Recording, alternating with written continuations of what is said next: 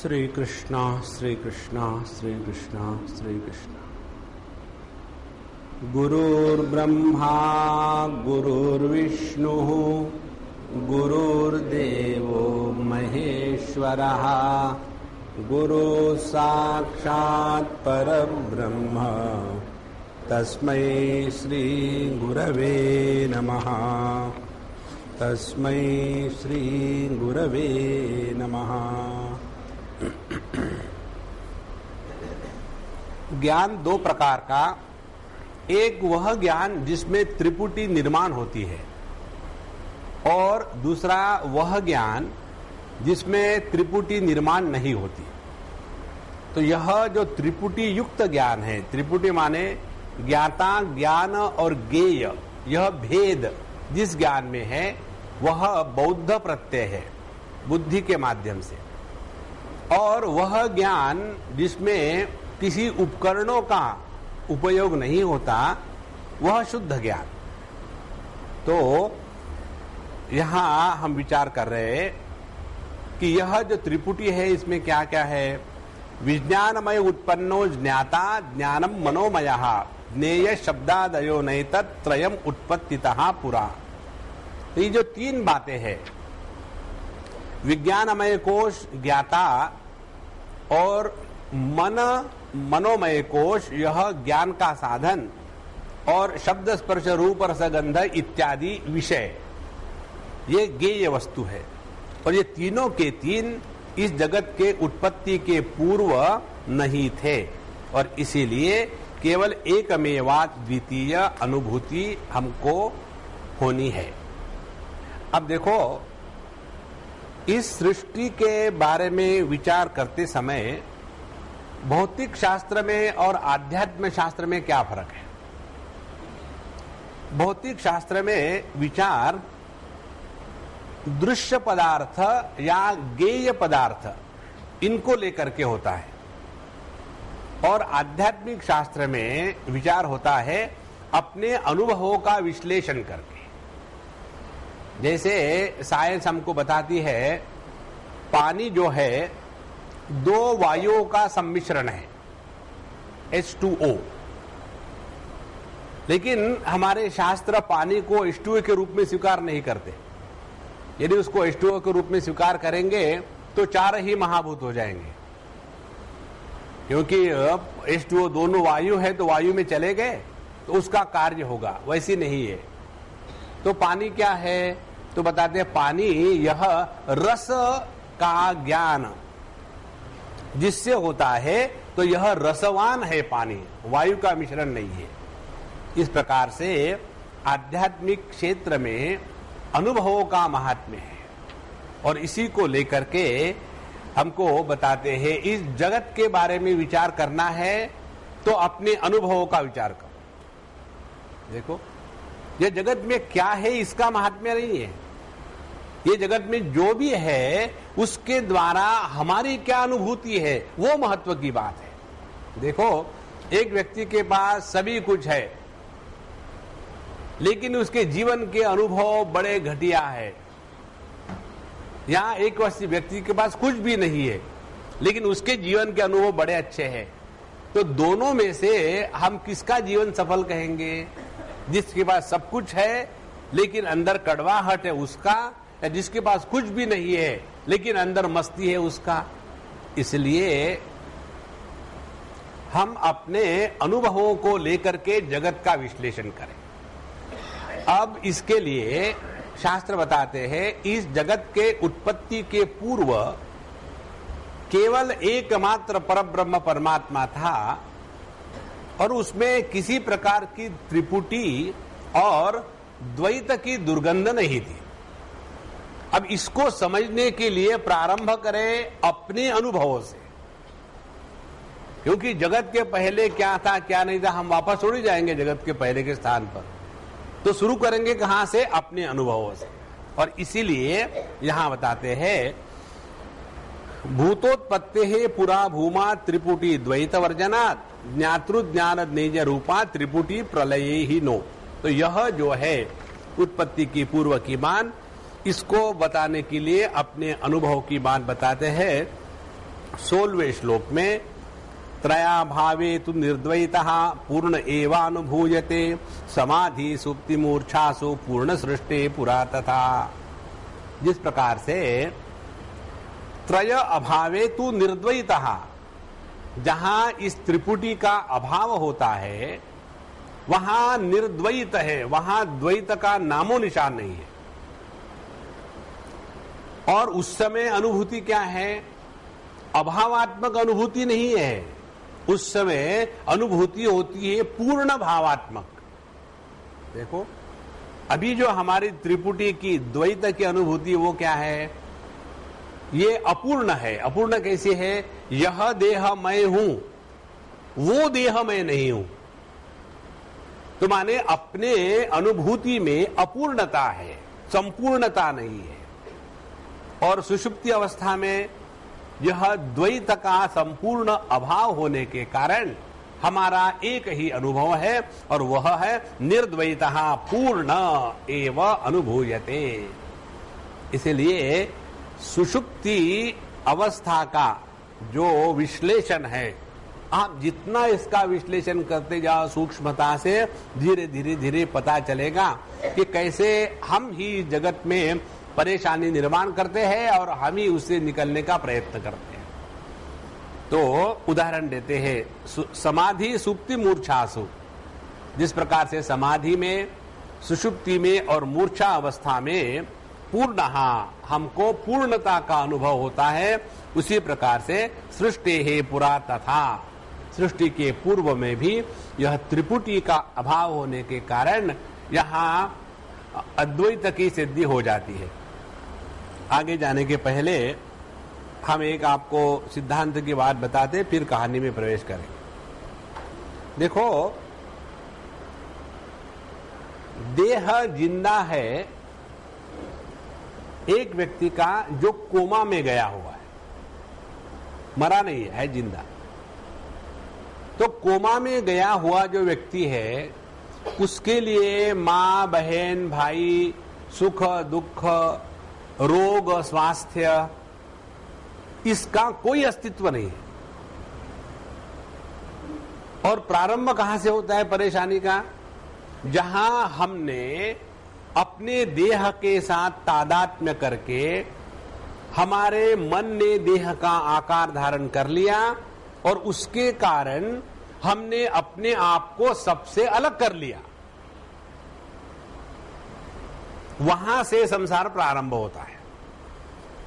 तो जितनी साधना है वो साधना इसी दृष्टि से हमको करनी है कि जिस प्रकार से हम अपने मन का जो देह का आकार बना है उस आकार को त्याग दे, और इसी को कहते हैं देह के साथ तादात्म्य छोड़ना।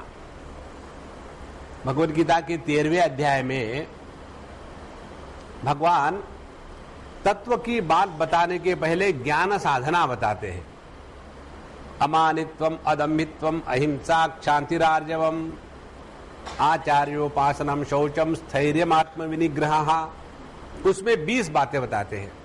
उसमें से एक बात है असक्ति अनभिष्वंग पुत्रदार गृहादिषु।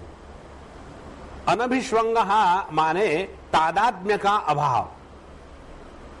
जब तक के हमारा मन किसी के साथ तादात्म्य करके सुख दुख का अनुभव करता है, तब तक के वो मन परिच्छिन्नता में फंसा हुआ है। जैसे हमारे बच्चे की एग्जामिनेशन है और हम टेंशन में हैं। अरे भाई, आपके टेंशन में जाने से कोई पर्चा अच्छा होने वाला है?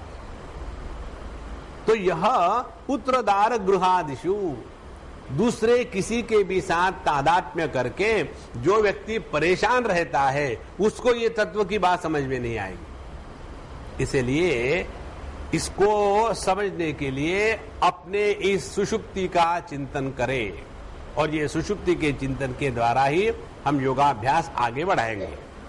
तो जिस प्रकार से सुषुप्ति अवस्था में, समाधि में, मूर्छा स्थिति में हमको अनुभव पूर्णता का होता है, क्योंकि हमारे मन ने देह का आकार छोड़ दिया और वो केवल अब सार्वत्म्य भाव से मन रह रहा है।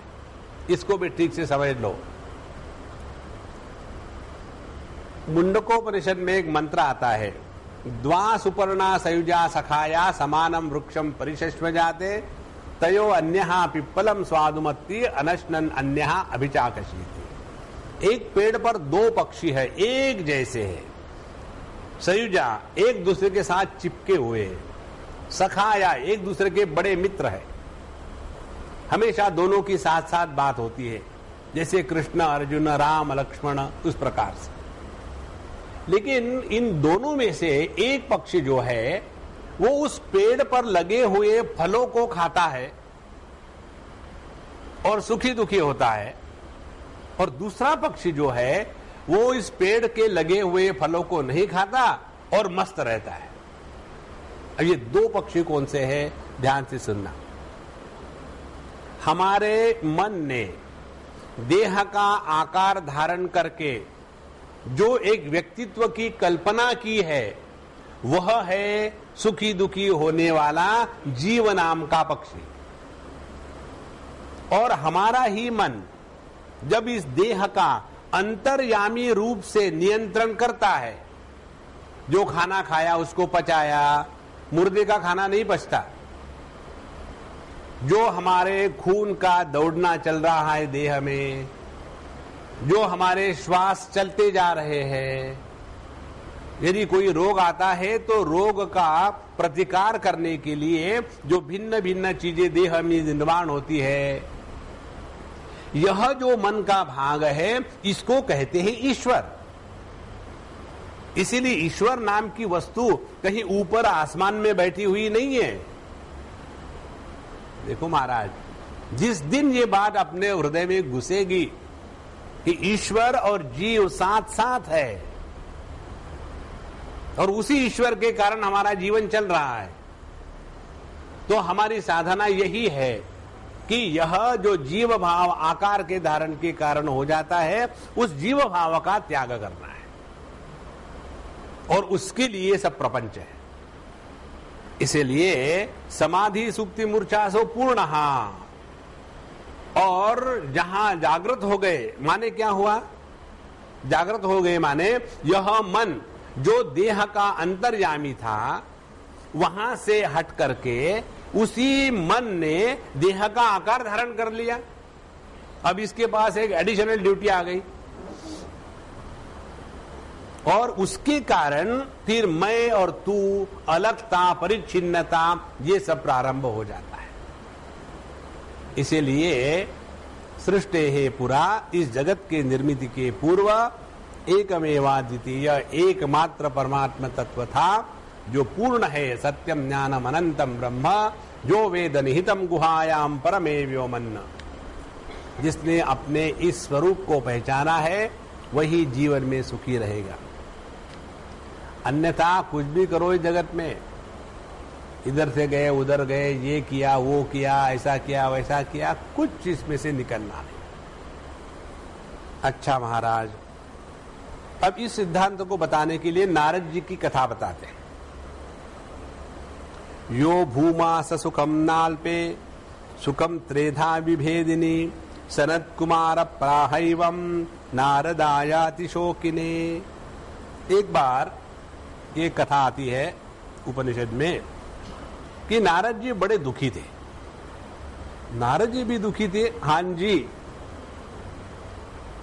भगवान के इतने बड़े भगत, बिल्कुल।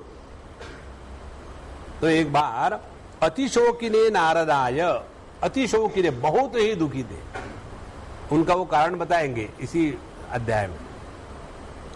तो बहुत दुखी थे और वो दुखी होकर के सनत कुमार जो उनके गुरु महाराज है, बड़े भाई है, उनके पास पहुंच गए। और पहुंचने के बाद उन्होंने कहा कि पता नहीं, I am feeling very low in spirit, I am feeling very depress, पता नहीं कि इसमें मन ही नहीं लगता, बहुत बोर हो गया है। तो उन्होंने कहा यो भूमा ससुखम, जो पूर्ण है, जो अनंत है, वही सुख है। और नाल पे सुखम, और जहां तुम कहीं भी अल्पता में, परिच्छिन्नता में फंसे, वहां दुख का प्रारंभ हो गया। एक कमरे में यदि कोई चूहा सड़ा हो तो पूरे कमरे में बदबू आती है, और पूरे आकाश में कितने लोग दुनिया सड़ी हुई है, कुछ फर्क नहीं पड़ता। इसी प्रकार से हम जब एक छोटे दायरे में बैठे हैं, मैं दुख के सिवा कुछ नहीं मिलेगा।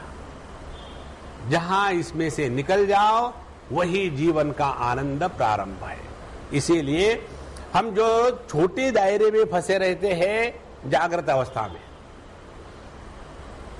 सुषुप्ति अवस्था में पूरा इसका त्याग कर दिया, और वहां फिर हम ना बाप है, ना भाई है, ना बहन है, ना पत्नी है, ना अमीर है, ना गरीब है, सभी परिच्छिन्नता का त्याग कर दिया और मस्ती आ गई। ये रोज का हमारा अनुभव है। फिर भी इस परिच्छिन्नता को छोड़ने को मन नहीं करता। कारण मालूम है क्या है?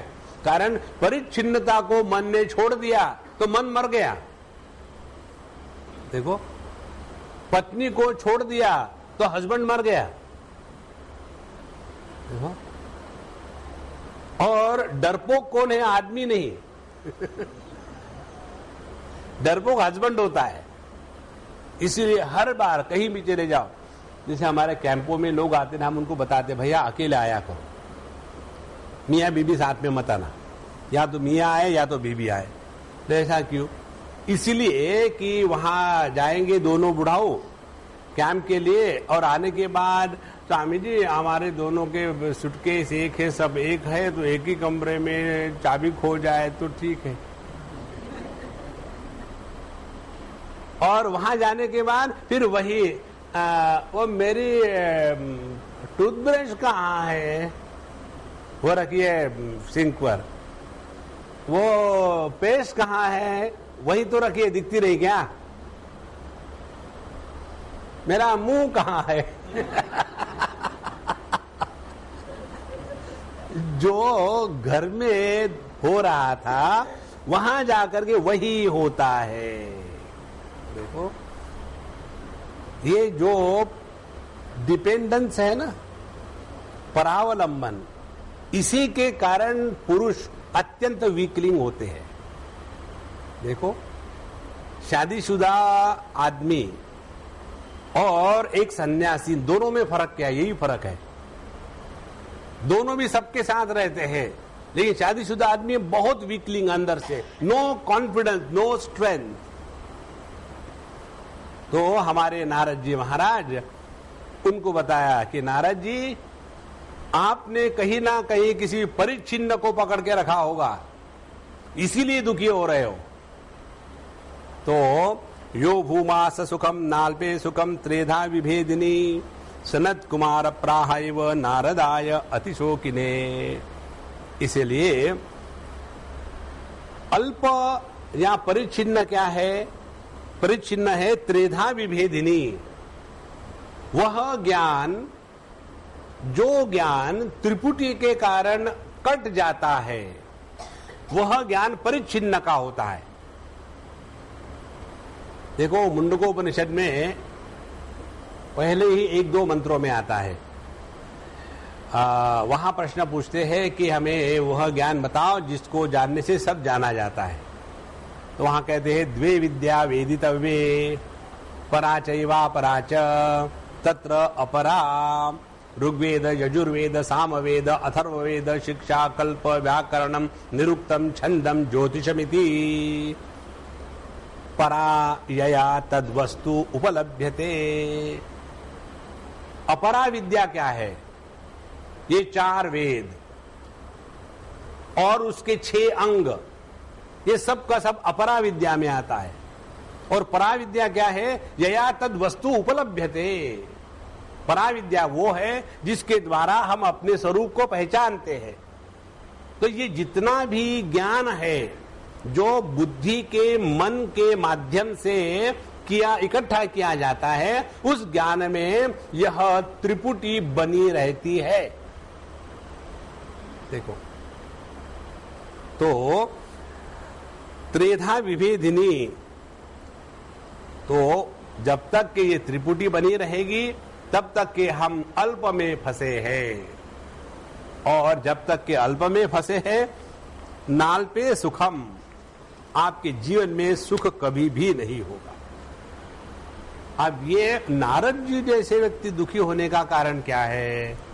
हमको तो लगा नारद जी हमेशा एकदम नारायण नारायण डिश एंटीना लेकर के जगत में घूमते हैं। एक बच्चे ने मुझे पूछा था, स्वामी जी नॉर्मली तो लोग जो होते छोटा सा, ये नारद जी का ऐसा और क्या होता है? हमने कहा उनका डिश एंटीना होता है, इसके कारण वो जहां भी चले जाते हैं तो नारायण स्टेशन को कैच कर सकते हैं, और वहां से वो रिमोट से उनका सब जगत में भ्रमण होता है। अच्छा, आप 18वें श्लोक में बताते हैं, स पुराणान पंचवेदान शास्त्राणि विविधानि च ज्ञात्वाप्यनात्मवित्वेन नारदो अतिशोचः। नारद जी ने क्या क्या पढ़ा था ये कल्पना मत कर। नारद ने बहुत किया माने क्या, उन्होंने झाड़ू लगाया, हाँ वो चक्कर में मत पड़ना। हम ज्ञानी की बात कर रहे, रोने वाले की नहीं। स पुराण पंचवेदान शास्त्राणि विविधानि च ज्ञात्वा अपि, उन्होंने सभी शास्त्रों का अध्ययन किया था। वेद आ गए, अथर्ववेद, ऋग्वेद, यजुर्वेद, सामवेद और आयुर्वेद 5वां, और 64 कलाएं, 64 विद्याएं होती है। इस 64 विद्याओं का पूरा ज्ञान भगवान श्री कृष्ण ने 64 दिनों में प्राप्त किया था, और इसीलिए अपने सांदीपनी महर्षि समझ गए कि ये आदमी नहीं है ये भगवान ही हो सकता है। तो उन्होंने इतना सारा ज्ञान प्राप्त कर लिया, फिर भी अनात्मवित्वेन, लेकिन इस सभी ज्ञान के साथ रहते हुए भी उन्होंने अपने स्वरूप को नहीं पहचाना था। देखो, और इसीलिए अतिशुशोच, जीवन में अत्यंत शोक से परिपूर्ण थे। इतना पढ़ा लिखे होने के बाद भी आदमी डिप्रेस होता है। पढ़े लिखे आदमी ज्यादा डिप्रेस होते हैं। देखो, ये जो अपने यहाँ रोड पर काम करने वाले राजस्थान के जो लेबर होते हैं, बढ़िया बढ़िया वो कपड़े पहनेंगे और उसके ऊपर में अनेक प्रकार के मिरर लगे होंगे और दिन भर काम करते। कभी देखा उनमें से किसी को डिप्रेस होकर के खड़े? Depression is the luxury of education. तो नारद जी बहुत पढ़े लिखे और डिप्रेस हो गए। तो कारण क्या है? ये कारण बड़ा सुंदर है, हम सबको समझने का है। कारण बताते, वेदाभ्यासात् पुरा तापत्रय मात्रेण शोकिता, पश्चात तत्वाभ्यास विस्मार भंग गर्वैश्च शोकिता। जो सबके लिए कष्ट है, सामान्य कष्ट, वो सबके लिए है ही। कौन से सामान्य कष्ट? 3 प्रकार के, आध्यात्मिक, आदि भौतिक और आदि दैविक। ये सबके लिए सामान्य है। तो पहले 3 परेशानियों के कारण वो दुखी रहते थे वेदों का, शास्त्रों का अध्ययन करने के पहले। अब एक कारण और मिल गया दुखी होने का। देखो क्या दुखी होने का कारण मिल गया। पश्चात, उसके पश्चात तत्वाभ्यास विस्मार भंग गर्वैश्च सर्व अशोकिता। देखो, आप लोग सत्संग में आते हो और सत्संग से घर जाने के बाद बच्चों पर, बहू पर, हस्बैंड पर या वाइफ पर झगड़ा करो, डांटो, गुस्सा करो। तो जिन पर गुस्सा डांट होता है वो लोगों की क्या स्थिति है मालूम है? वो कहते हैं देखो मम्मी गीता पढ़ के आई है, डिस्टर्ब मत करना, क्योंकि गीता में यही बताया है घर में जाकर के सबके ऊपर में बरस पड़ो। तो आदमी को और गुस्सा आता है। There is no sufficient sound. आदमी को और जोर से गुस्सा आने लग जाता है। तो यहां नारद जी की बात यही थी। कहते हैं पश्चात तत्व अभ्यास विस्मार, इसके बारे में हम आपको एक बताते हैं। पहले की बात है, जब हम ताजे ताजे थे इस प्रोफेशन में, अब हम प्रोफेशनल हो गए।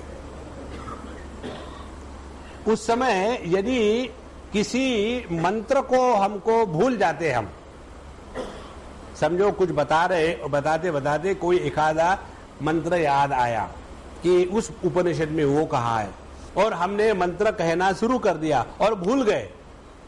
उसके बाद इतनी परेशानी होती थी कि लेक्चर खत्म होने के बाद जा करके धड़ाल से वो लाइब्रेरी के ऊपर कूद पड़ो, और जब तक के वो मंत्र नहीं मिलता तब तक के हमको चाय नहीं सुस्थिति पीना। देखो ये बहुत दुख होता है। जिन्होंने किया उनको पता है, जिन्होंने नहीं किया उनको क्या फर्क पड़ता है, नहीं तो नहीं। सुनने वाले भी वैसे है, उनको भी क्या मालूम है। जैसे कई बार खूब लगाते हैं कि भगवत गीता में कहा है मन एव मनुष्यानाम कारणम बंध मोक्षयो। एक बार एक लायन ने कहा था, लायन अग्रवाल पेट निकला हुआ लायन। और ऐसे भगवत गीता के जानकार हमारे स्वामी जी है। तो जब मुझे बोलने का आया तो मैंने कहा कि मैं ऐसे भगवत गीता का जानकार नहीं हूं, क्योंकि इन्होंने जिस भगवत गीता में ये श्लोक बताया है मन एवं मनुष्यानाम, ये श्लोक मैंने जो भगवत गीता पढ़ी है उसमें नहीं है। तो मनुष्य को तत्वाभ्यास किया, फिर भूल गए, याद नहीं आया। उसके बाद भंग गर्व, आदमी को अपने पढ़ाई का, ज्ञान का बड़ा अभिमान होता है। हमने ये पढ़ा, हमने वो पढ़ा, तुमने क्या पढ़ा है? कभी उपनिषद पढ़ा है? नहीं। संस्कृत आती है? नहीं। फिर क्या आता है तुमको? छोड़ो। मनुष्य को इस ज्ञान का ऐसा भयानक पॉइजनस अभिमान हो जाता है, और ऐसे अभिमान वाला व्यक्ति कहीं गया और पटकी खाई कि बहुत दुखी होता है।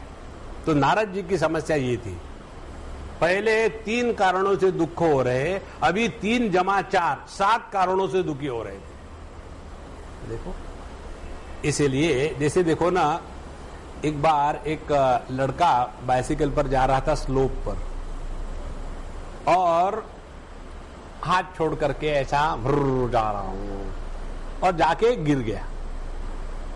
गिर जाने के बाद वहां एक बूढ़ा था, खूसट, जाकर के उसको उठाया। बेटा, गलती तुम्हारी नहीं है,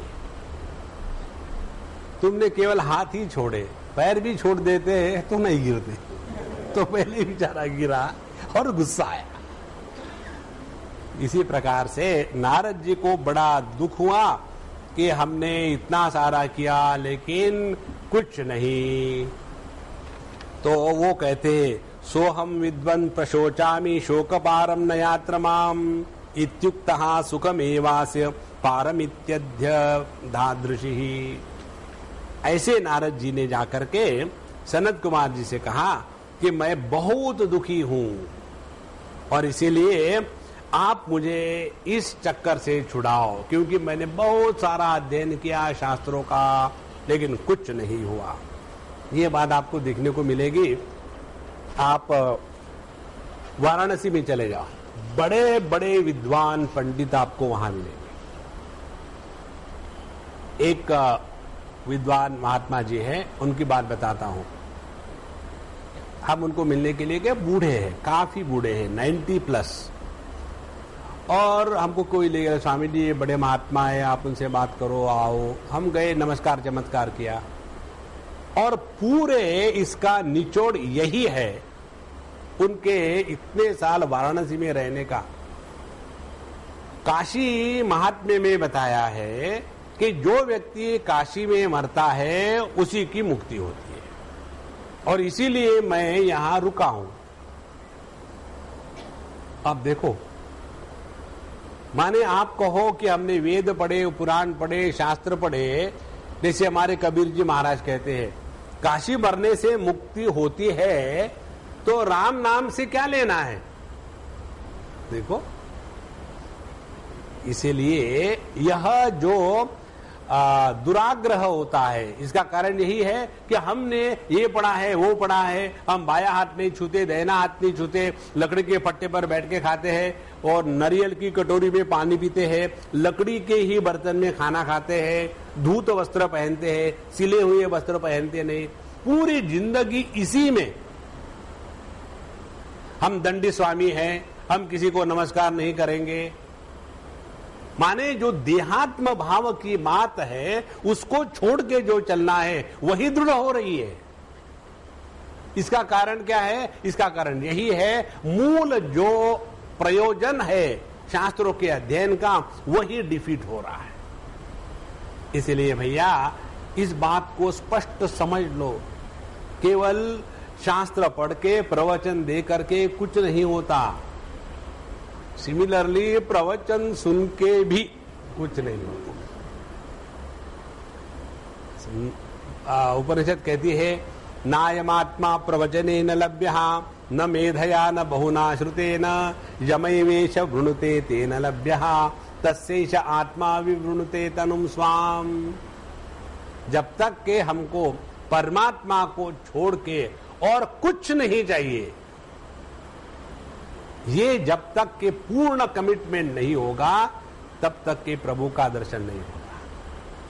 इसीलिए भैया अपने आप को हमेशा अपने स्वरूप के तरफ ले जाना, इसमें कोई कॉम्प्रोमाइज मत करना।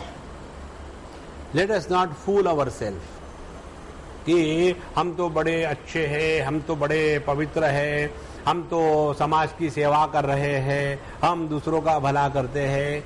इससे कुछ नहीं होने वाला, स्पष्ट समझ लो। ये सभी परिच्छिन्नता का क्षेत्र है। जब तक के अल्प का त्याग करके अनंत के प्रति समर्पित नहीं होंगे तब तक के तत्व की अनुभूति नहीं होती। इसीलिए हम बड़े दुखी हैं तो आप हमको दुख के पार ले जाओ। तो ये दुख के पार ले जाने के लिए सनत कुमार जी महाराज अब उपदेश प्रारंभ करते हैं। वो कहते हैं, सुखम वैषयिकम शोक सहस्रेणावृतत्वतः दुःखमेवेति मत्वाह नाल्पेस्ति सुखमित्यसौ। अब यह अपने ब्रह्मानंद के तरफ ले जाने के लिए पहली स्टेप, नारद जी जो दुखी हो गए थे ना, उनको बताया था कि अल्प में फंसोगे तो पूर्ण दुखी होगे और पूर्ण में रहोगे तो अल्प भी दुख नहीं होगा। एकदम उल्टा गणित है। तो पहली स्टेप बताते हैं, कहते हैं वैषयिकम सुखम शोक सहस्रेण आवृतत्वतः दुखम एव। कई बार ये बात सुनने के बाद लोगों की ये भावना होती है कि ये जो है ना, भोग नहीं करना चाहिए, विषयों का सुख नहीं लेना चाहिए, ये बकवास है। इसका उत्तर देते यहां 5वें अध्याय में भगवत गीता के बताते हैं, भगवान श्री कृष्ण अर्जुन को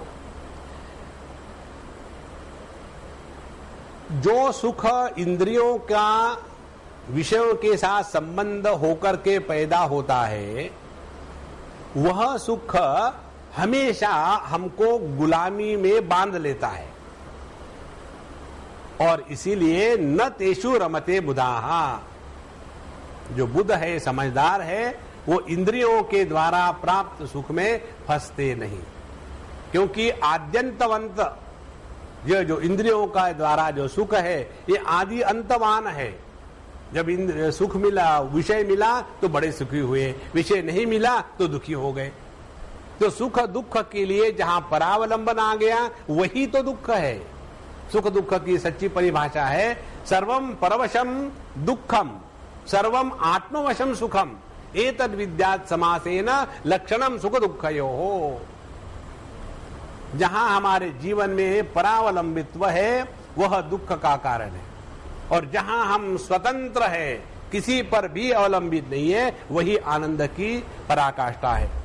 इसीलिए जो वैषयिक सुख है, विषयों के माध्यम से प्राप्त होने वाला सुख जो है वो शोक सहस्त्रेण आवृतत्वतः, ये हजारों दुखों के द्वारा घिरा हुआ है, इसीलिए दुखम एवेति। इसीलिए असल में देखा जाए तो वो दुख ही है। हमने आपको बताया कि नहीं पता नहीं, एक हमारी अम्मा है, इतना सुंदर है उनका संसार, कुछ उसमें कमी नहीं, सभी के सभी बिजनेस बहुत बढ़िया चल रहा है, लाखों का करोड़ों का, दोनों बच्चे बड़े अच्छे हैं, पत्नियां अच्छी है, उनके बच्चे अच्छे हैं, सबका स्वास्थ्य ठीक है, प्रसन्न है। घर में चले जाओ तो एकदम हा हा आनंद आनंद है, कहीं दुखों का नामो निशान नहीं। और जब हम वहां से निकल रहे थे तो अम्मा आई, गले पड़ी, रोना शुरू कर दिया। मैंने लगा हाँ अभी तक हुआ कैसे नहीं। तो उनका दुख क्या है? स्वामी जी ये ऐसा ही बना रहे, किसी की नजर ना लग जाए हमारे इस सुख समृद्धि युक्त इस हमारे घर को देख करके। माने जो हमको सुख अनेक प्रकार के परिस्थितियों के कारण प्राप्त होता है, उसमें ये डर बना रहता है कहीं कुछ गड़बड़ हो गई तो ये जो डर डर के सुख होता है वो क्या सुख होता है क्या? देखो एक बार हमारे जनक महाराज को किसी ब्राह्मण ने पूछा कि ये आप को जीवन मुक्त ज्ञानी कहते हैं, लेकिन आप तो रहते हो इतने कंफर्ट्स में राजा बन करके, तो कोई भी ज्ञानी बनेगा। बोले खैर विप्र जी आइए, आप आए, हमारा अहोभाग्य, पहले हम आपका सेवा सत्कार करते हैं। उनको खाना खाने के लिए बैठाए। जैसे वो अपने पट्टे पर जाकर बैठने ही वाले थे, बोले कि महाराज जरा ध्यान से सोच के बैठना, झुक के बैठना, आपके ऊपर में एक तलवार टंगी हुई है और वो घोड़े के दुम का जो बाल है उससे लटकी हुई है। बता करके खाने के बैठे और लीजिए, श्रीखंड लीजिए, और लीजिए, पकोड़े लीजिए, एक एक चीज को दे दे, और धड़ा खा करके बाहर आ गए। उनको पूछा कैसा रहा खाना? कौन सा खाना? बोले क्यों मजा नहीं आया? बोले मजा ऊपर जो लटका हुआ था ना, बोले ये ऊपर लटकी हुई जो तलवार जो तुमने वहां देखी, उसको मैं नित्य निरंतर देखता हूं। देखो महाराज, तब इस जगत के विषयों में भोगों में आनंद नहीं आएगा। जहां हमने अपने आप को इस प्रकार से जागृत अवस्था में रखा है, हमारी ये जो जागृत अवस्था है ना, ये असल में निद्रा ही है।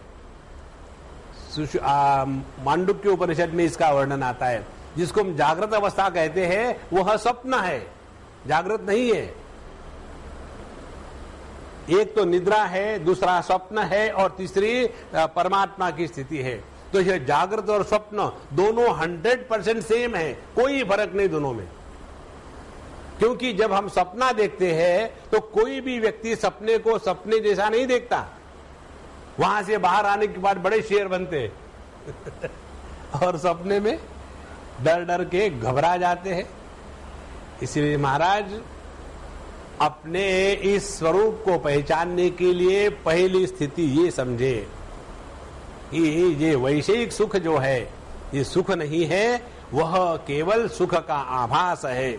इसीलिए आह न अल्पे अस्ति सुखम, इसलिए उनको कहा कि जो अल्प वस्तु है, अल्प वस्तु को प्राप्ति से सुख नहीं होता। लेकिन सुषुप्ति अवस्था में सभी परिच्छिन्नता का त्याग हो गया, तो सुषुप्ति अवस्था का सुख असली है और जागृत अवस्था का सुख गलत है, केवल सुख की कल्पना है। एक बार मुझे किसी ने पूछा, स्वामी जी कभी कभी कोई लोग आकर के मेडिटेशन में, लेक्चर में सोते हैं, तो क्या करना चाहिए? हमने कहा आपको वहां वॉचमैन रखा है क्या? सत्संग में जब आते हो देखो कौन जगह है, कौन सो रहा है, कोई सो रहा लगा है, आपको रखा है क्या? नहीं। Why you worry? नहीं, लेकिन स्वामी जी सत्संग में सोना खराब बात है ना। हमने कहा सोना किसको कहते हैं? तुम जो दूसरे को देख रहे हो ना, इसी को सोना कहते हैं। अपने को देखना उसको कहते हैं जगना। कम से कम वो जो सो रहा है वो तो असली जग गया है, और जो तुम दूसरे को देख रहे हो यही सोना है। देखो महाराज, अपना ध्यान अपने स्वरूप से हटा कि हम द्वैत के दुर्गंध में फंस गए। इसलिए नाल पे सुखम अस्ति, परिचिन्नता में सुख नहीं है। तो ये बता दिया, ठीक है भैया, ये विषयों के साथ द्वैत के द्वारा जो सुख है वो सुख नहीं है, असल में दुख ही है। ये बात तो हमने मान ली। लेकिन इसकी क्या गारंटी है कि जो अद्वैत है उसमें सुख होगा? द्वैत में सुख नहीं है मान लिया, लेकिन अद्वैत में सुख होगा, इसकी क्या गारंटी है? इसके लिए लेकर के एक प्रश्न उठाते हैं। ये जो पंचदशी में प्रश्न अनेक उठा करके इसके उत्तर देते हैं, इसका एक कारण समझ लो। देखो, जब ये मकानों को रंग देते हैं ना, पहली बार की बात है, दिल्ली की है शायद, हम जिस कमरे में रहते थे वहां रंग देने का भाग्य आ गया उस कमरे का। तो रंग रंगोटी वाले आ गए, आकर के वो सब दीवालों को खरोच खरोच करके निकालने लग गए। मैंने कहा, अभी क्यों तुम खामोखाम परेशान करते, इसी के ऊपर में लगा दो ना सीधा सीधा। तो उसने मेरे तरफ देखा, बोले बाबा जी आपकी बात, आपकी बस की बात नहीं, आप दूर हो जाओ। हमने कहा, मुझे समझाओ तो सही, ये तुम खरोच खरोच को क्यों निकाल रहे, कोई जरूरत है निकालने की? बोले महाराज, यदि खरोच खरोच के ना निकाले, ऊपर ऊपर से लगा दे, कुछ दिनों के बाद वहां का वो धब्बा का धब्बा निकल आएगा। माने पहले यह जो दीवार है इसको हम पक्का बनाते हैं, ढीला नहीं रखते, और उसके ऊपर में रंग रंगोटी होती है। इसी प्रकार से हमारे मन रूपी दीवार में जहां जहां ढीलापन है, डाउट है, कंफ्यूजन है, सस्पिशन है, उसको सबको रगड़ रगड़ के निकालना है। देखो, हमारे मन में जितने प्रश्न तत्व के बारे में, साधना के बारे में हो सकते हैं, भले अभी ऊपर नहीं आए हो सकते हैं, वो सभी के सभी प्रश्न इस पंचदशी ग्रंथ में इस लेखक ने उठाए हैं और फिर उनको खरोच खरोच के निकाला है। उसके बाद ये ज्ञान का लेप लगाया है। इसलिए ये मत परेशान होना, पता नहीं खामोखा प्रश्न क्यों पूछ रहे। ठीक है बाबा, अद्वैत है, आनंद खत्म करो। हाँ, ऐसे नहीं होता। इसीलिए यह जो तत्वाभ्यास के लिए, अध्ययन के लिए क्वालिफिकेशन क्या है कि जब तक कि हम अपने आप को इस तत्व ज्ञान के प्रति समर्पित नहीं करते, अपनी बुद्धि सूक्ष्म नहीं है, समर्पण नहीं है, तब तक के ये बात समझ में नहीं आती। बहुत थक जाता है आदमी। I don't, it's not possible for me. चलो हम लोग अभी तबला बैठी हो जाएंगे, Hare Krishna Hare Ram, again go out out out out. देखो, अपने जो सुप्रीम कोर्ट के लॉयर्स वगैरह होते हैं ना, उनके हफ्ते में 3 दिन का हफ्ता होता है उनका। उनको बहुत छुट्टियां मिलती है रहने के लिए, बड़ा आराम से शांत, कहीं गंदगी नहीं, कुछ नहीं, कोई डिस्टर्ब करने वाला नहीं, पॉलिटिशियन छोड़ करके। तो वहां वो रह करके ऐसा क्यों करते हैं? क्योंकि उनका पूरा का पूरा बौद्धिक कार्य होता है। जितने आप स्थूलता में आ जाओ, देखो ये करके देखो, ये जो कंप्यूटर वाले होते हैं ना, वो कंप्यूटर के सामने 8-8, 10-10 घंटे बैठ के काम कर सकते हैं, हमने भी किया है। लेकिन वही व्यक्ति को कहो अब ये पंचदशी को लेकर के इसका अध्ययन करो 10 घंटे, 10 घंटे सुनकर ही इनको हार्ट अटैक आ जाता है। क्यों? कि वहां बुद्धि कार्य में लग जाती है। तो यहां हमको सब प्रकार के संदेह को निकाल देना है। ननु द्वैतिम सुखम मा भूत अद्वैतेप्यस्ति नो सुखम अस्ति चेत उपलभ्येत तथा च त्रिपुटी भवेत। अब देखो कितना सुंदर प्रश्न उठाया कि ठीक है भैया, ननु द्वैते सुखम मा भूत, द्वैत में सुख की निष्पत्ति नहीं होती, मान लिया। आप बताओ, अद्वैते अपि अस्ति नो सुखम, अद्वैत में भी सुख नहीं है। आप कैसे कह रहे हैं? इसलिए कह रहे अस्ति चेत, यदि होता तो उपलब्धि होती, उपलब्धि हुई तो त्रिपुटी निर्माण हुई, त्रिपुटी निर्माण हुई तो फिर द्वैत आ गया। देखो कितनी महत्व की बात है। माने यहां डिफेक्ट मालूम है कहां विचार करने में है? डिफेक्ट ये है कि हमने यही समझा है सुख नाम की एक वस्तु है, जिस वस्तु को हमको इस समय अप्राप्त है उसको प्राप्त करना है। देखो इस समय हमारे पास कार नहीं है और हम जाकर के लोन लेकर के कार खरीदेंगे तो फिर हमारे पास कार आ जाएगी। इसी प्रकार से अद्वैत में द्वैत के ही जैसा सुख नहीं है, और यदि आपको अद्वैत में सुख प्राप्त करना है तो जैसे द्वैत में सुख प्राप्ति की प्रक्रिया कैसी है, हम जाते हैं विषयों के पास, उसके संबंध प्रस्थापित करते हैं और फिर सुख का अनुभव लेते हैं। इसी प्रकार से अद्वैत में भी यदि सुख होगा तो वहां भी त्रिपुटी का निर्माण होगा, त्रिपुटी का निर्माण हुआ तो वो द्वैत हो गया। तो आप जो कहते हो महाराज अद्वैत में सृष्टि के पूरा केवल आनंद ही आनंद था, सुख था, ये हम स्वीकार करने को तैयार हैं। बताओ इसका उत्तर क्या है? अब देखो कितना सुंदर उत्तर देते हैं। मास्त्वद्वैते सुखम किंतु सुखम अद्वैतमेव ही, किम मानमिति चेन्नास्ति मानाकांक्षा स्वयं प्रभे। मां अस्तु अद्वैते सुखम। ठीक है, तुम जो कहते हो ना अद्वैत में सुख नहीं है तो मत रहने दो। कारण मालूम है क्या है? सुखम अद्वैतम एव ही। सुख और अद्वैत ये दो वस्तु नहीं है, ये इसका तात्पर्य है। सत्यम ज्ञानम अनंतम ब्रह्म। देखो ये जो भिन्न भिन्न शब्दों का प्रयोग होता है ना, इसी के कारण मनुष्य और कंफ्यूज हो जाता है। जैसे वेद, उपनिषद, ज्ञान, इन शब्दों का जब हम प्रयोग करेंगे तो क्या कहेंगे? वेद माने हमने हमेशा पुस्तकों में पढ़ा है तो एक पुस्तक को वेद कहेंगे। उपनिषद माने पुस्तकों में उपनिषद पढ़ा है तो पुस्तक को उपनिषद कहेंगे। ब्रह्म विद्या माने जैसे फिजिक्स की विद्या है तो फिजिक्स के बारे में पढ़ना। इसी प्रकार से आत्म विद्या माने आत्मा के बारे में पढ़ना। माने हमारे ज्ञान में यह जो ऑब्जेक्टिविटी है ये ही हमारे मुख्य कंफ्यूजन का कारण है। यहां बताते हैं सुखम अद्वैतम एव ही। जिसको सुख कहते हैं वही अद्वैत है। देखो सुख का तात्पर्य ये नहीं है कि जो काल में प्रारंभ होता है, थोड़े समय तक रहता है और नष्ट हो जाता है, वो सुख कहां हुआ? वो सुख की एक केवल झलक मात्र हुई है।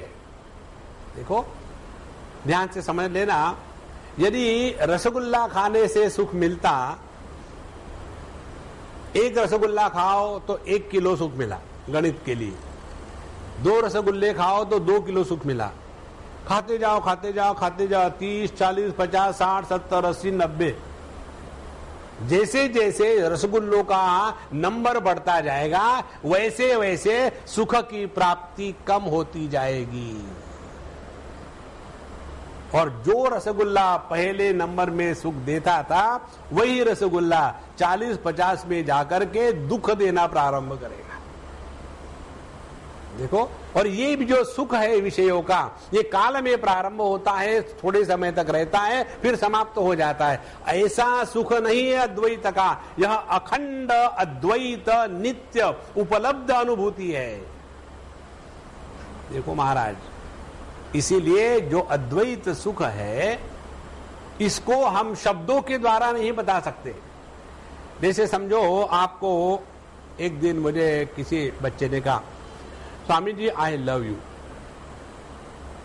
हमने कहा I have not understood anything.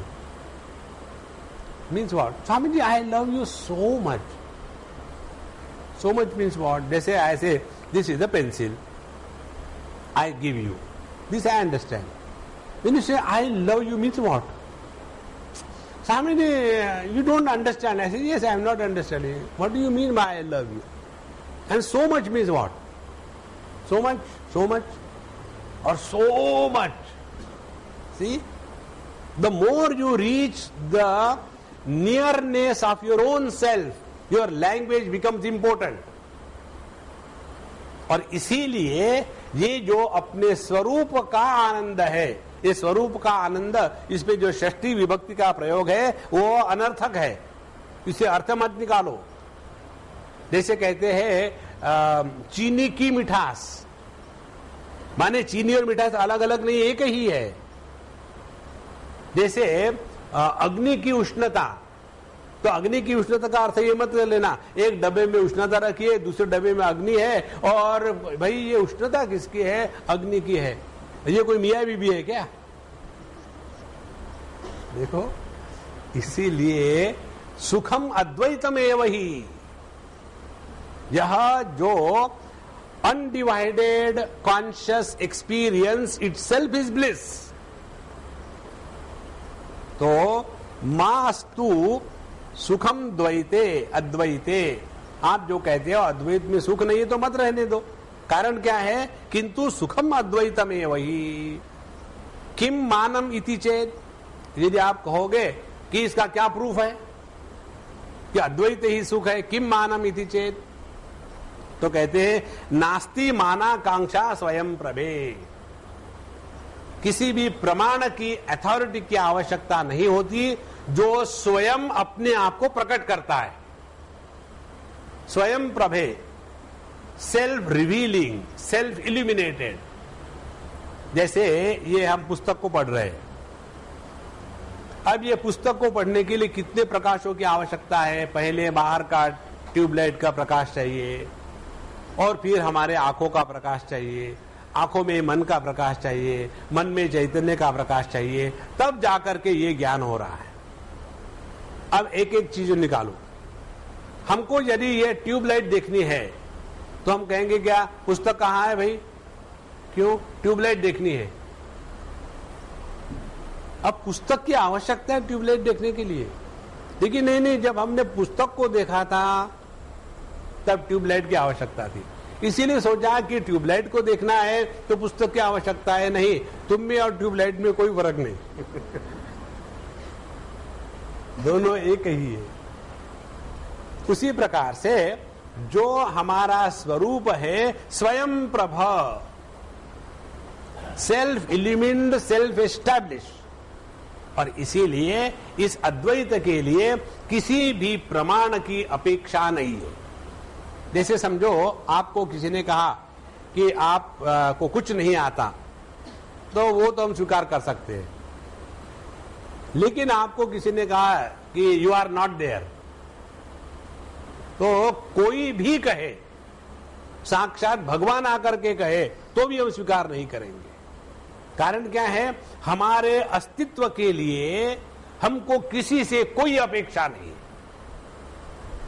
यह जो निरपेक्ष अस्तित्व है, इसी को आनंद कहते हैं। देखो, जिस आनंद में या जिस अस्तित्व में अपेक्षा है वह दुख है। देखो, ये जो हम आपसे बोल रहे हैं, इसमें हमारी कोई अपेक्षा होती तो हम दुखी रहेंगे। कौन सी अपेक्षा होती है? लोग सुधरे, लोग समझे, दुनिया को बदल डालेंगे, ऐसे लोग जाकर के बड़े दुखी होते हैं।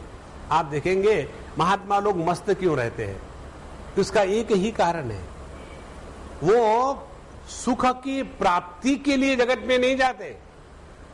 साधारण व्यक्ति जगत में इसलिए जाता है कि वहां से उसको सुख मिले,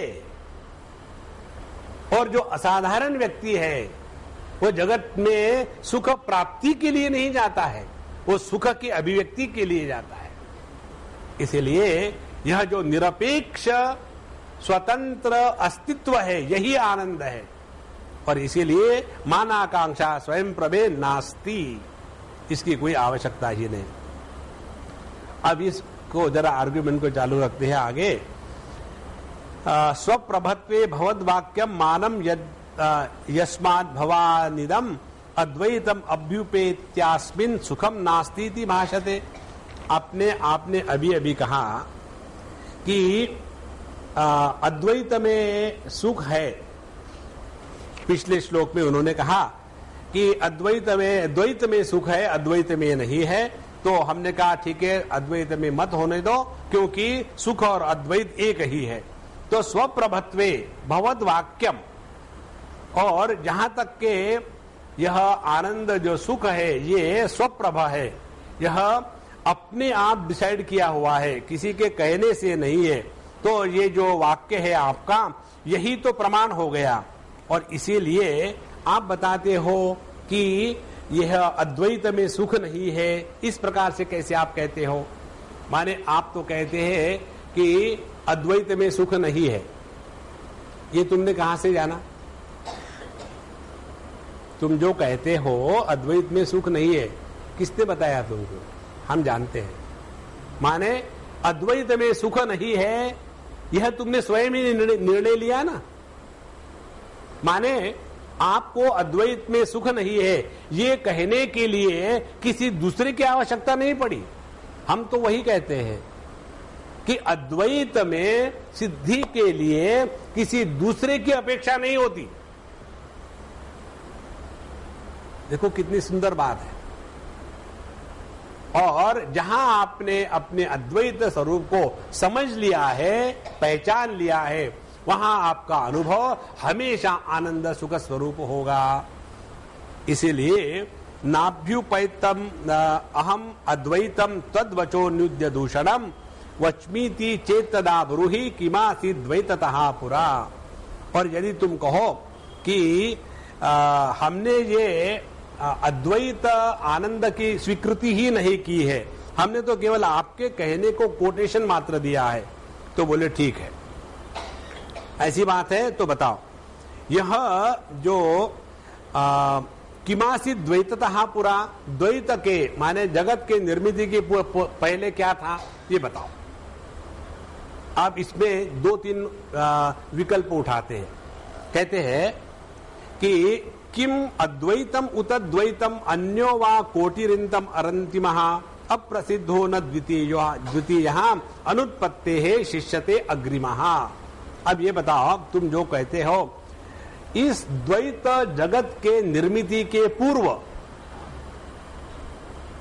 क्या क्या संभावना है? पहले किम अद्वैतम, द्वैत के सृष्टि के निर्मिति के पूर्व क्या पहले अद्वैत था या द्वैत था या दोनों से भिन्न था? This are the possibilities. तो कहते हैं जो दोनों से भिन्नता संभव ही नहीं, या तो द्वैत होगा या तो अद्वैत होगा। एक तो निकल गया। यदि आप कहो सृष्टि के पूर्व द्वैत था, तो द्वैत को ही तो सृष्टि कहते हैं। देखो, सृष्टि का मतलब पेड़ पौधे नहीं है। सृष्टि का मतलब है जहां ज्ञाता और ज्ञेय ये भेद है, वही सृष्टि है। ध्यान से सुनना। जब हम गहरी नींद में सोते रहते हैं, उस समय ज्ञाता और ज्ञेय ये भेद नहीं रहने के कारण ही तो आनंद की अनुभूति होती है। जहां हम जागृत अवस्था में आ गए, माने क्या किया? स्थूल देह के साथ तादाद में किया और वहां द्वैत वहां से प्रारंभ हुआ और वहीं से सारा संसार प्रारंभ होता है। इसीलिए इस सृष्टि के पूर्व क्या द्वैत था तो उसको भी नहीं कह सकते, क्योंकि द्वैत माने ही सृष्टि। तो कैसा कहेंगे द्वैत के पहले द्वैत था? ऐसे नहीं हो सकता। और दोनों से भिन्न वो भी नहीं हो सकता। इसीलिए शिष्यते अग्रिमः, इसीलिए आपको स्वीकार करना पड़ेगा कि इस द्वैत के सृष्टि के पूर्व केवल अद्वैत मात्र ही था। अब ये द्वैत की सृष्टि अद्वैत को समझने के लिए हमेशा ध्यान रखना अपने सुषुप्ति अवस्था का। सुषुप्ति अवस्था में हम अनेक थे या एक थे, उसमें हमारा सबका अनुभव केवल सामान्य होता है, कोई फर्क नहीं। ऐसे नहीं कि अमीर आदमी की सुषुप्ति का अनुभव भिन्न होता है और गरीब आदमी के सुषुप्ति का अनुभव भिन्न होता है, गधे के सुषुप्ति का अनुभव भिन्न होता है और घोड़े का भिन्न होता है, नहीं। सुषुप्ति अवस्था में एक ही अनुभव है, जो है अनडिवाइडेड कॉन्शियस एग्जिस्टेंस। किसी भी प्रकार का भेद वहां नहीं है। और वहीं से फिर जागृत अवस्था में आ गए तो द्वैत का प्रारंभ हो गया, सृष्टि निर्माण हो गई। अब दूसरा प्रश्न हमारे शिष्य महाराज, विद्यार्थी महाराज उतारते, ठीक है तुमने ये जो कहा ये तो केवल लॉजिक से ही कहा, अद्वैत सिद्धि ही युक्त्या एव न अनुभूति इति चेत। आप जो कहते हो कि सुषुप्ति अवस्था में अद्वैत की स्थिति होती है, ये तो केवल आपने लॉजिक से ही कहा है, और जो बात लॉजिक से सिद्ध होती है वो लॉजिक से काटी भी जाती है। इसीलिए ये सुषुप्ति के बारे में जो अनुभूति है वो तो आपने कहा ही नहीं। तो उसके ऊपर में आचार्य पूछते हैं, निर्दृष्टांता सदृष्टांता वा कोटि ही अंतरम अत्र नो। कहते तुमने ये जो कहा कि हमने केवल लॉजिक के द्वारा या तर्क के द्वारा सिद्ध किया है, तो ये बताओ यह जो तर्क है ये तर्क उदाहरण के सहित है या उदाहरण के रहित है। देखो तर्क शास्त्र में एक बहुत आवश्यकता होती है, कोई भी तर्क सिद्ध करना हो तो उदाहरण के द्वारा उसको सपोर्ट देना पड़ता है। बिना उदाहरण के सपोर्ट से तर्क की सिद्धि नहीं होती। तो बताओ तुमने ये जो कहा है कि हमने केवल लॉजिक की ही बात करी, अनुभूति की बात नहीं करी है, तो बताओ कौन सा आपने उदाहरण दिया है, उदाहरण नहीं दिया, या दोनों के परे है। इसको लेकर के 28वें श्लोक में कहते हैं, नानुभूति न दृष्टांत इति युक्तिस्तु शोभते स दृष्टांतत्व पक्षे तु दृष्टांतम वद मे मतम। यदि तुम कहते हो कि देखो यह जो अद्वैत है ये केवल हमने लॉजिक के ही द्वारा सिद्ध किया है, अनुभूति के द्वारा नहीं है, तो ये जो लॉजिक है इसको सिद्ध करने के लिए कौन सा उदाहरण दिया है बताओ। और यदि कहोगे कि इसके लिए उदाहरण तो कुछ है ही नहीं, तो जिसके लिए उदाहरण नहीं होता वो लॉजिक नहीं होता, और इसीलिए अपने आप अनुभूति पक्की हो गई। जैसे देखो किसी ने कहा कि मेरा पेट भर गया है, व्हाट इज द लॉजिक? अब इसका क्या लॉजिक है, पेट भर गया है? नहीं, कोई लॉजिक से बताओ। तो लॉजिक से ये है कि अब हमारी खाने की इच्छा नहीं। ये वाक्य कोई भी कह सकता है। कई बार लोग हमारे साथ आते हैं ना, और उनको स्पेशल इनविटेशन नहीं मिलता हमारे साथ, तो कहते हैं स्वामी जी हमको नहीं अच्छा लगता कहीं जाके खाना खाना। हमने कहा ठीक है आप देखते रहो, कुछ बहाना बना लेना, और फिर हमारे साथ आएंगे तो सही और कहेंगे आप नहीं हम नहीं खा, हम खाना खा के आए हैं एक्चुअली, नो बहुत पेट गड़बड़ है, हम खाना नहीं खा रहे। पेट में वहां का बढ़िया खाना देख करके अंदर में मजा हो रहा है, अरे खा जाओ, लेकिन प्रेस्टीज इशू नहीं, हम नहीं खाएंगे और हमारा पेट भरा है और हम अभी खा के आए हैं।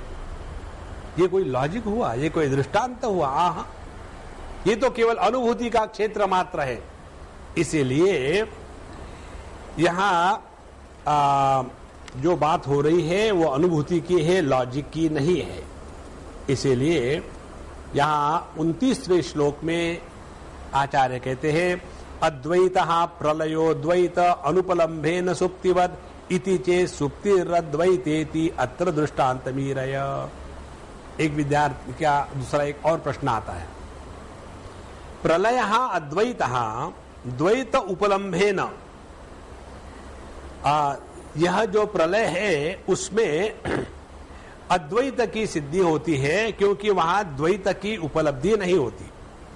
सुप्तिवत जैसे कि सुषुप्ति अवस्था में, इति चेत यदि ये है, आप एग्जाम्पल दे करके लॉजिक लगा रहे हो, तो सुप्ति अद्वैता इति अत्र दृष्टांतम, तो आपको समझना है अद्वैत इसकी दृष्टि, उसका दृष्टांत क्या है?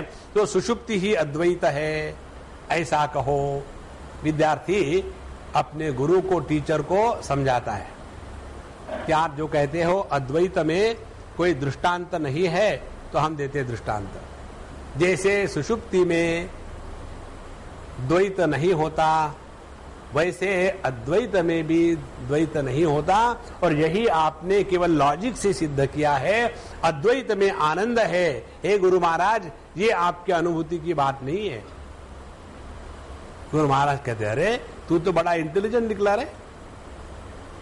अब गुरु महाराज प्रश्न कहते हैं, दृष्टान्तः परसुप्तिश्चेत् अहो ते कौशलम महत्। तुमने जो सुषुप्ति का दृष्टांत दिया है, ये बताओ सुषुप्ति किसकी, दूसरे की कि तुम्हारी? देखो एक एक शब्द वो पकड़ रहे। दृष्टान्तः परसुप्तिश्चेत् अहो ते कौशलम महत्। फिर तो आपके अकलमंदी की बात क्या करना। यहां स्वसुप्ति न वेति अस्य परसुप्तौ तु का कथा। तुमको अपने सोने के बारे में तो कुछ मालूम नहीं है, और दूसरे के सोने के बारे का उदाहरण लेकर के अद्वैत की सिद्धि सुषुप्ति में होती है। इस दृष्टांत को लेकर के कहते हो कि परमात्मा में अद्वैत की सिद्धि सुषुप्ति के जैसी है। ये तुम्हारा जो उदाहरण है, ये तो बहुत ही मूर्खता की पराकाष्ठा है। कारण क्या है? जो व्यक्ति अपनी सुषुप्ति की बात नहीं जानता, वो दूसरे की बात क्या जानेगा? क्योंकि सुषुप्ति में हमारा अनुभव क्या होता है? अहम किमपि न जानामि। तो ये जो दृष्टांत तुमने दिया है, ये एकदम गलत है। तो विद्यार्थी कहता है, नहीं नहीं नहीं, हम बताएंगे। बड़ा आनंद है इसमें। कहते हैं, निश्चेष्टात्वात् परसुप्तः यथाहमिति चेत्तदा उदाहर्तु सुषुप्तेस्ते स्वप्रभत्वं बलात् भवेत्। नहीं, दूसरा आदमी सो रहा है, ये हम ऐसे पहचानते हैं कि वो निश्चेष्ट होके पड़ा हुआ है। जैसे हम भी सोते हैं तो निश्चेष्ट होके पड़ते सोते हैं। तो उन्होंने कहा, यदि ऐसा तुम उदाहरण दे रहे हो तो सुषुप्ते है स्वप्रभत्वम। तो इसे निकला क्या? इसे ये निकला कि सुषुप्ति में आनंद और अद्वैत स्वयं प्रकाशित है, स्वयं सिद्ध है, और इसके लिए दूसरे के प्रमाण की आवश्यकता नहीं है। और यही तो हम कह रहे कब से। तो बात क्या निकली? बात ये निकली कि यह जो अद्वैत आनंद है, जो हमको सुषुप्ति में अनुभूत होता है, इस अद्वैत आनंद में किसी भी प्रमाण की आवश्यकता नहीं है। देखो, और जितने भी बाकी ज्ञान है, अनुभूतियां है, उसमें प्रमाण की आवश्यकता है। जैसे अमुक अमुक सत्संग को आए थे क्या? हाँ आए थे। बोले कैसे माने आए थे? हमने देखा, सवाल ही नहीं आने का उनके। क्यों नहीं? वो तो अभी दिल्ली गए हुए हैं। फिर हमने किसको देखा? अब ये आपका परेशानी है, हमको क्या मालूम। माने जब कोई व्यक्ति जगत में है या नहीं, सुखी है या दुखी है, इसके लिए प्रमाण की आवश्यकता होती है। We require authentic authority to prove something in this world. जहां तक के अपने अस्तित्व का सवाल है, जहां तक के अपने अखंडत्व का सवाल है, जहां तक के अपने आनंद स्वरूप का सवाल है, वहां किसी की कोई अपेक्षा नहीं है। यह जो निरपेक्ष स्वतंत्र अस्तित्व है, यही तो परमात्मा है। इसको जिसने पहचान लिया है, उसी को ब्रह्मानंद प्राप्त हो गया है। अब देखो, ये रोज का धंधा है भैया। वेदांत शास्त्र का सौंदर्य यही है। बाहर आपको कहीं नहीं भटकना है, अपने ही जीवन के अनुभूतियों का नित्य निरंतर विश्लेषण करते रहो। कितने बार हमने सपने देखे। पिछले बार हमने आपको ये उदाहरण दिया था। यदि आपने 10 सपनों में 10 प्रकार के स्वप्न पुरुष का अनुभव किया है, कहीं एक छोटा बच्चा थे आप, और फिर कहीं आप जवान बन गए, फिर कहीं आपने पढ़ाई करी, कहीं आप फेल हो गए, कहीं आपको नौकरी मिल गई, कहीं आपके शादी हो गई भिन्न भिन्न सपनों में, तो ये सभी मिल करके एक स्वप्न का व्यक्तित्व बनता है क्या? नहीं बनता ना। क्या ये जागृत अनुभूति ऐसी नहीं है?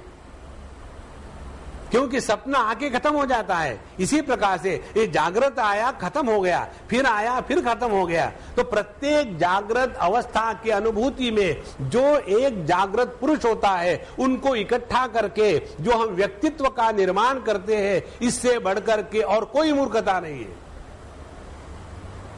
देखो, जैसे सभी सपनों को प्रकाशित करने वाला जो एक मूल आधार है, वो ज्यों का त्यों है। गरीबी के सपने के कारण वह गरीब नहीं होता, अमीरी के सपने के कारण वो अमीर नहीं होता।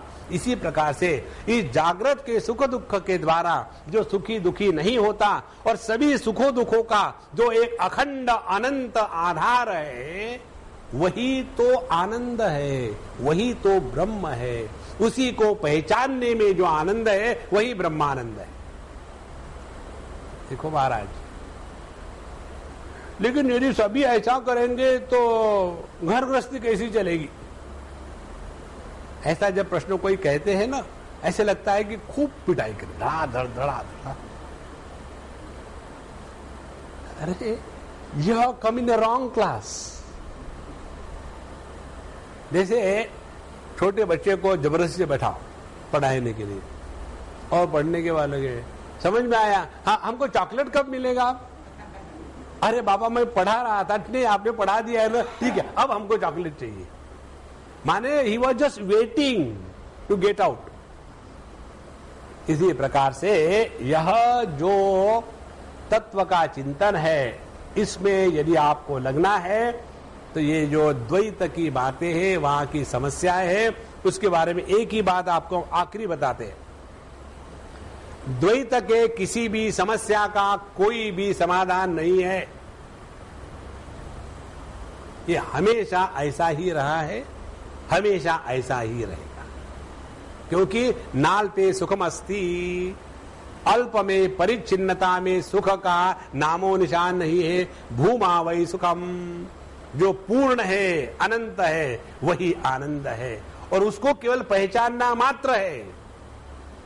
ये निर्माण नहीं करना, ये प्राप्त नहीं करना है, ये खोया हुआ नहीं है, ये नित्य उपलब्ध है।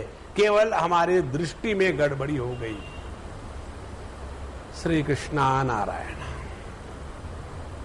ओम पूर्णमदः पूर्णमिदं पूर्णात् पूर्णमुदच्यते पूर्णस्य पूर्णमादाय पूर्णमेवावशिष्यते।